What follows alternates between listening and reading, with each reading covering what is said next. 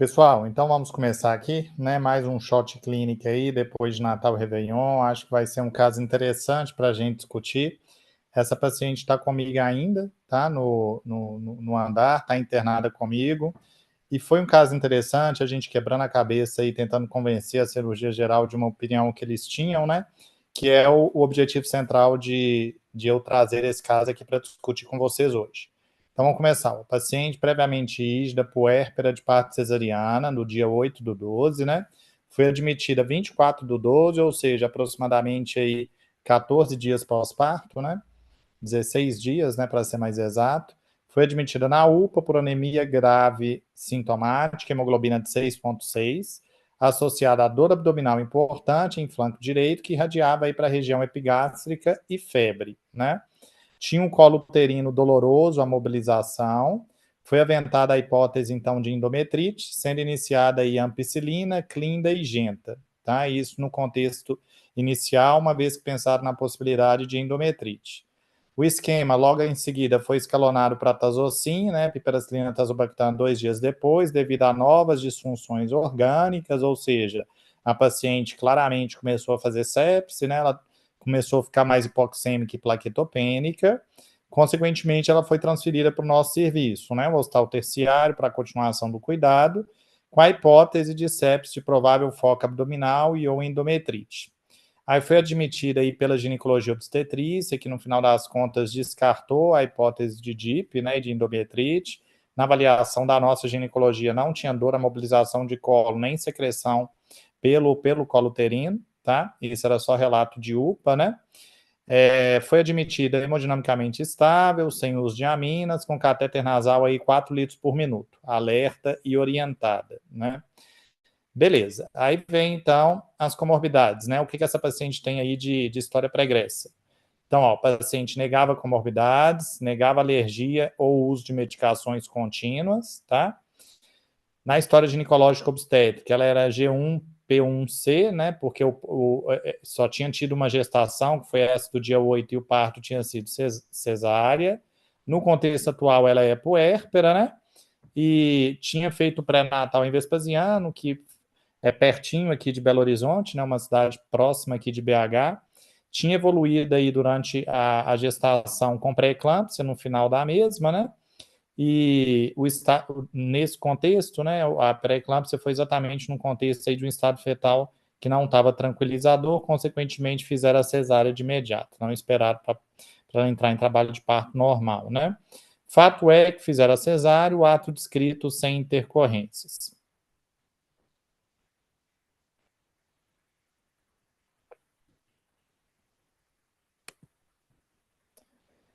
Beleza, então vamos continuar aqui, né? Ó. Então, os exames da paciente, né? E, ó, ela tinha exame de urina normal, né? O grande gota não tinha crescimento, então lembrando que, né? Ah, beleza, a paciente veio com uma dor ali a nível de flanco direito, de pocão direito, febre, né? Nesse contexto, o exame de urina inocente fala muito, muito, muito contra a possibilidade de pielonefrite, né?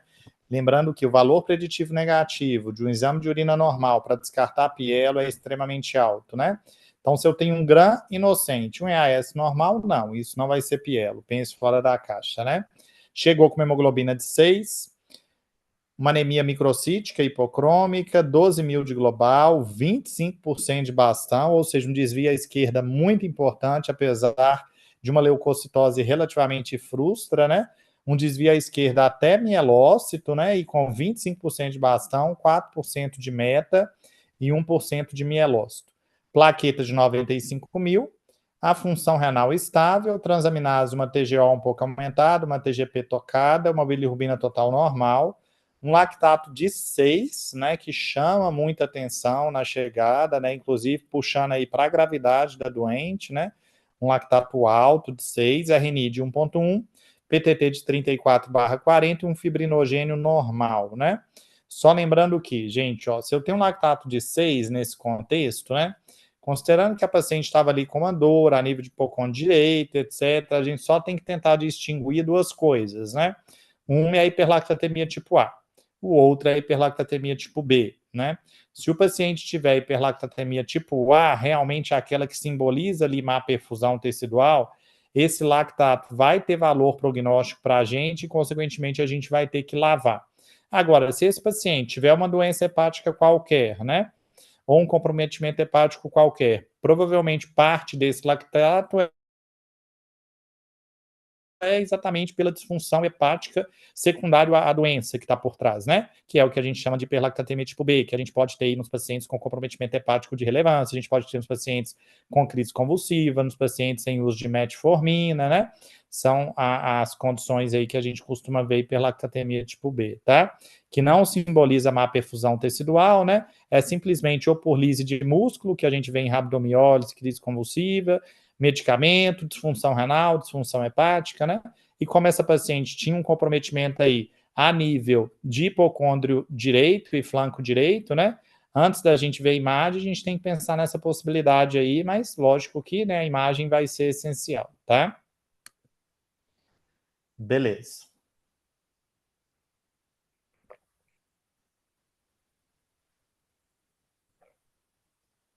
Então, continuando, ó. O que a gente viu na tomografia de abdômen inicial, né, gente? Que foi exatamente a primeira perguntinha que a gente fez para vocês, né? Qual seria a sua suspeita inicial, né? Aqui eu vou mostrar um videozinho para vocês. Vamos ver se ele vai rodar aqui.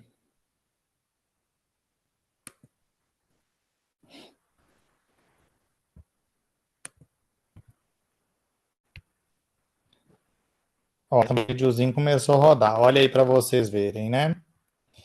Então, ó, o que a gente observa aqui, né? Ó, a gente já observa um grande conglomerado aqui, né, no interior do fígado, e, consequentemente, o que chama atenção para isso, né? Chama atenção que parece que tem uma coleção ali. Ah, beleza, esse exame foi um exame contrastado, mas as fases do contraste não ficaram muito boas, aí deu um pouco de dúvida, então, né? Então, será que aquela imagem, né, era uma imagem, por exemplo, de um abscesso? Será que era de um hemangioma, né? Será que era de um hematoma, né? Isso tudo no contexto de uma complicação em uma paciente em puerpério recente. Então, isso aí fica hipótese, né? Só que a gente tem que tentar associar o quê? A gente tem que tentar associar a clínica da doente, né? E assim, beleza, a paciente ela veio com uma anemia de relevância? Veio com uma anemia de relevância. Mas não era só isso, né, gente? Ela tinha uma clínica, assim, que até que me prove o contrário, uma clínica infecciosa. Ela veio com febre, né? Ela veio com dor ali a nível de flanco de pocão direito, talvez apontando aí exatamente para a topografia do foco, né? E ela veio com uma leucocitose que, apesar de não ser relevante, ela tinha um desvio à esquerda de muita relevância, né? Então, consequentemente, tudo isso chama atenção para a possibilidade de algo infeccioso nesse fígado. Então, isso é essencial para a gente tentar definir a nossa principal hipótese e, consequentemente, definir conduta a partir daí, né? Porque a gente observa aqui nessa topografia que parece que tem uma coleção maior, embaixo parece que tem ainda uma outra coleçãozinha, né? Então aqui, ó, quando a gente observa, tem essa coleção grande aqui, né? E embaixo parece que tem uma mais bem formada, mais bem delimitada, que seria essa aqui, né? E fato é que diante dessas coleções hepáticas, né, até que me prove o contrário aí, a paciente tem alguma coisa infecciosa no fígado. Só que aí a dúvida que paira é, o que ela tem de infeccioso, né? O que ela tem de infeccioso é um hematoma que infectou ou o que ela tem de infeccioso é um abscesso que infectou? Surge essas duas ponderações, né? Que era exatamente a discussão nossa no dia a dia com a geral, né? A geral estava falando, ó, Breno, eu acho que isso pode ser hematoma, se for hematoma isso está encapsulado, não vai valer a pena a gente treinar agora, e eu discordava, né? Discordava exatamente porque a clínica apontava muito mais para um abscesso hepático mesmo. Apesar de, nesse momento, a gente ainda não ver gás, né, na topografia do fígado, estava falando a favor de um quadro infeccioso, porque a paciente tinha febre, a paciente tinha leucocitose com desvio, provas inflamatórias mais altas, enfim, né? Então, estava apostando mais em abscesso hepático puramente simples, né, do que um hematoma, né, infectado por si, tá? Porque mesmo que fosse um hematoma infectado, em algum momento aquilo ali ia abscedar de fato, e não ia fugir da necessidade, por exemplo, de drenagem, se isso realmente fosse um abscesso, né? Mas aí, olha para você ver, o que aconteceu então, né? Foi pedido culturas dessa doente, né? Ela estava usando, então, piperacilina tazobactam, igual a gente colocou para vocês. Ela mantinha as disfunções, né? Principalmente a plaquetopenia, tinha melhorado um pouco aí da hipoxemia. Tinha uma leucocitose leve com desvio à esquerda e provas inflamatórias elevadas, né? O PCR estava mais alto. O perfil hepático tinha elevação de transaminases, né? A bilirrubina total estava normal, mas ela mantinha uma dor a nível de hipocôndrio direita, a palpação, né? E a hemocultura isolou aí a famosa Escherichia coli. Então, assim, eu tenho uma hemocultura positiva, um laboratório condizente com infecção, uma clínica condizente com infecção. Então, não adianta eu insistir que isso aqui é uma outra hipótese do tipo, Breno, isso pode ser um hemangioma hepático? Breno, isso pode ser uma síndrome HELP, né? Não faz sentido. Por que não faz sentido, né? Primeiro que eu não tenho documentação de anemia hemolítica, né? A gente nem tem marcador de hemólise nesse momento aqui para vocês, mas todos os marcadores de hemólise vieram normais, tá? E as alterações de transaminase dessa doente era pelo comprometimento primário do fígado, né? Se era pelo comprometimento primário do fígado, parte do pressuposto, né, que é um quadro infeccioso mesmo, e não vai ser um HELP, né, uma síndrome HELP. Eu não tenho documentação de hemólise, eu tenho E. coli da corrente sanguínea, então você teve uma bacteremia, você tem uma bacteremia, né? Então essa bacteremia está apontando, mais uma vez, para a probabilidade maior de um quadro infeccioso por trás, né? Que nesse contexto aí não tem como a gente não pensar na possibilidade de abscesso hepático, tá? Fato é, então, que isolou E. coli na corrente sanguínea, melhorou a hipoxemia, mas ela mantinha uma plaquetopenia de relevância, viu, galera? Ela variava aí de 40 a 60 mil de plaquetopenia, mantinha leucocitose e PCR elevado, né? Aí a gente perguntou o seguinte, então agora, gente, foi repetida a tomografia. Já que eles estavam naquela dúvida, né, Breno, eu não sei se é hematoma infectado, eu não sei se é abscesso, né?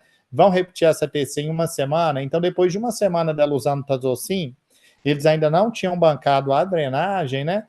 A gente repetiu a tomografia, que é exatamente a que a gente vai mostrar aqui para vocês agora, tá?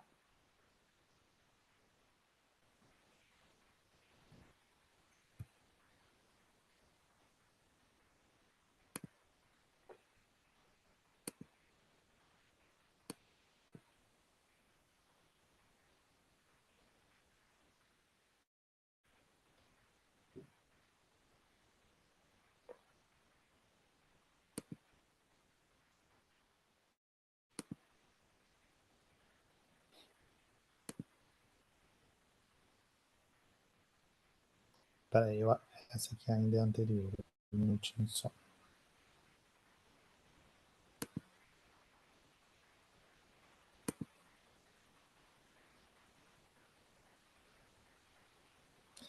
Assim, a gente percebe claramente a quantidade imensa de gás, né, gente, que tem, né, na topografia do fígado. Se vocês forem prestar atenção, então acompanhe aqui comigo, ó. Olha, você tem uma bola imensa no fígado, né? Você tem vários focos gasosos no interior do mesmo, né? Então, olha, aí, ó, vários focos gasosos, apontando inclusive para uma infecção polimicrobiana, né?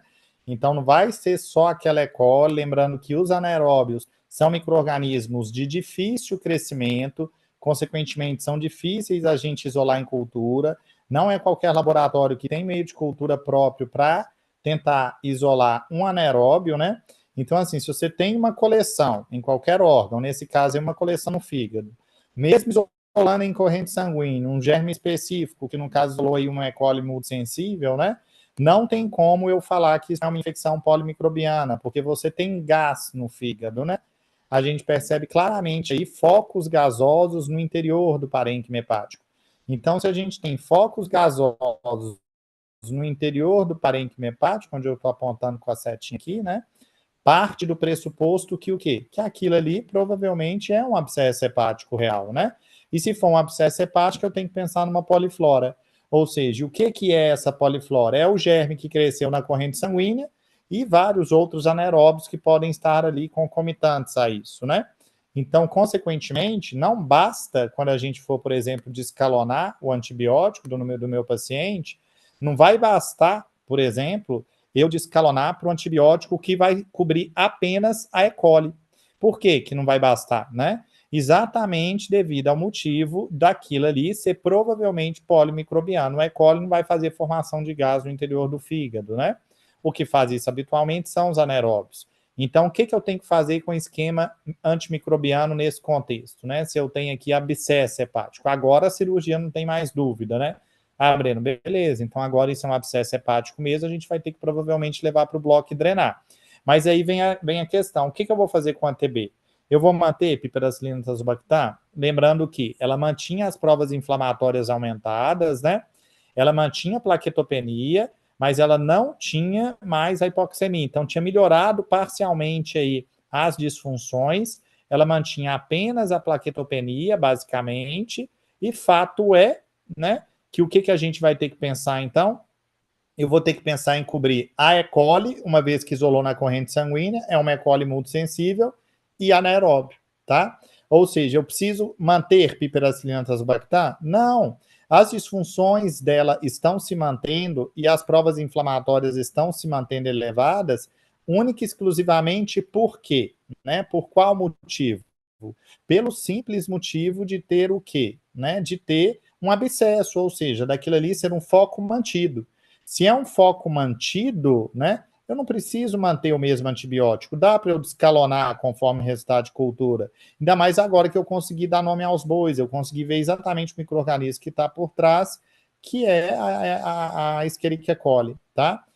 Agora, pipetazo, vai estar tratando anaeróbio? Vai, mas vai estar tratando também áureos, vai estar tratando também enterobactérias, várias outras além da E. coli, inclusive, né, bactérias aí com perfil de resistência maior, vai estar tratando inclusive também, por exemplo, aí áureos, né, que eu não tenho interesse em tratar, enterococo, que eu não tenho interesse em tratar, diante de uma paciente que eu sei que é uma E. coli que está por trás mais anaeróbio. Vai estar tratando, inclusive, pseudomonas, né, que não faz sentido, já que eu sei que é um bicho com perfil de sensibilidade muito mais tranquilo, porque eu já tenho a cultura na mão, então não faz sentido eu manter o tazocin. Então, beleza, Breno, então a gente vai descalonar para a ceftriaxona. Beleza. A gente poderia descalonar para a ceftriaxona porque eu tenho E. coli, mas lembrando, não é só E. coli, né? E por que não é só E. coli? Porque a gente também tem gás ali no fígado. Então, consequentemente, eu vou ter que ampliar a cobertura também para anaeróbio. Então, qual que vira, então, o melhor esquema, né? Seria a ceftriaxona junto com o metronidazol. Porque o metronidazol vai estar fazendo essa cobertura aí dos anaeróbios, né, de uma forma geral, enquanto a ceftriaxona vai estar cobrindo aquela E. coli multissensível que a gente viu no antibiograma aqui, né? Que é sensível a praticamente tudo, inclusive a cefalosporina de terceira geração, né? E como cefalosporina de terceira geração penetra muito bem no parênquima hepático, né, em abdômen, de uma forma geral, seria uma ótima opção para tratar essa E. coli. E associada a ela, o metronidazol para fazer a cobertura dos anaeróbios, considerando que tem gás no fígado, tá? Escalonar para meropenem em vanco, já que o paciente mantém provas inflamatórias elevadas? Não. Por que não? Porque não é resistência bacteriana. Uma vez que eu já dei nome aos bois, eu já sei qual bicho está causando, né? Então, isso trata-se de um foco mantido. Se é foco mantido, eu tenho que resolver o foco, né? E como que eu resolvo o foco? Aí a gente perguntou para vocês aí nesse corte coronal que a gente colocou, né? O que a gente vai precisar fazer? Eu preciso drenar ou não preciso drenar? É só tratamento conservador, prolongado, né? Ou não? Obrigatoriamente eu preciso drenar. Eu preciso drenar, né, gente? Por que eu preciso drenar? Porque é um abscesso. Abscesso no fígado é igual drenagem, né? Então, assim, o que a depender do tamanho, né? O que a cirurgia pode definir é se vai fazer uma aspiração, pura e simples, né?